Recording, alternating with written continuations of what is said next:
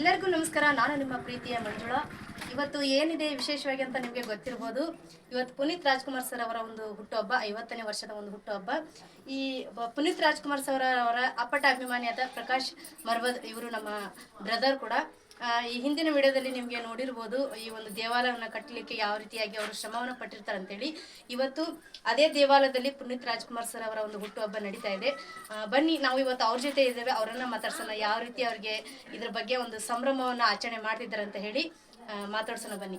ನಮಸ್ತೆ ಬ್ರದರ್, ನಿಮಗೆ ಹೇಗೆ ಅನಿಸ್ತಾ ಇದೆ ಇದು ಒಂದು 50ನೇ ವರ್ಷದ ಒಂದು ಹುಟ್ಟುಹಬ್ಬವನ್ನು ಯಾವ ರೀತಿಯಾಗಿ ನೀವು ಸೆಲೆಬ್ರೇಷನ್ ಮಾಡ್ಕೊಳ್ತಾ ಇದ್ದೀರಾ?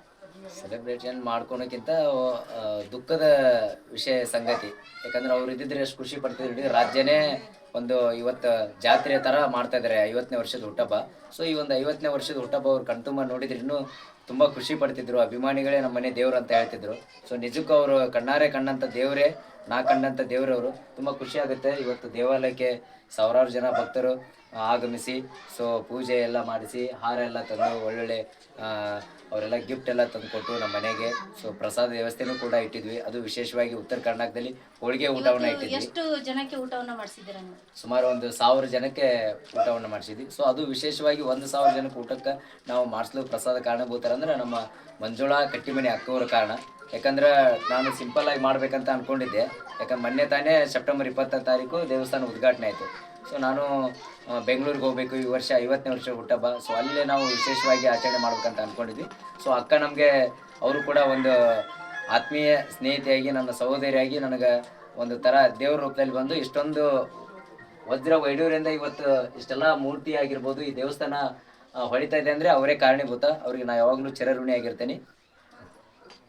ಹೃದಯದ ಧನ್ಯವಾದಗಳು ಬ್ರದರ್. ಯಾಕಂದ್ರೆ ಈ ಒಂದು ಪುನೀತ್ ರಾಜ್ಕುಮಾರ್ ಸರ್ ಅವರ ದೇವಾಲಯವನ್ನು ಕಟ್ಟಿದ ನಂತರ ಸಾಕಷ್ಟು ಅಭಿಮಾನಿಗಳು ಇಲ್ಲಿ ಬಂದು ಅವರ ಒಂದು ಮೆಚ್ಚುಗೆಯನ್ನ ಪಡ್ಕೊಂಡು ಹೋಗ್ತಾ ಇದ್ದಾರೆ, ಆಶೀರ್ವಾದವನ್ನ ಪಡ್ಕೊಂಡು ಹೋಗ್ತಾ ಇದ್ದಾರೆ. ಮೆಚ್ಚುಗೆ ಅನ್ನೋದಕ್ಕಿಂತ ಆಶೀರ್ವಾದವನ್ನ ಪಡ್ಕೊಂಡು ಹೋಗ್ತಾ ಇದ್ದೀರಾ.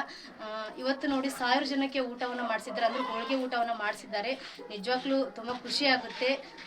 ಯಾಕಂದ್ರೆ ಇವತ್ತು ಅವರು ಇದ್ದಿದ್ರೆ ಇಷ್ಟೊಂದು ನಾವು ಸಂಭ್ರಮ ಆಚರಣೆಯನ್ನು ಕಾಣ್ತಿದ್ವಿ ಏನೋ ಗೊತ್ತಿಲ್ಲ. ಅವರು ಜೀವಂತ ದೇವರು ಅಂತಾನೆ ಹೇಳ್ಬೋದು ನಮ್ಮ ಪುನೀತ್ ರಾಜ್ಕುಮಾರ್ ಸರ್ ಅವರು.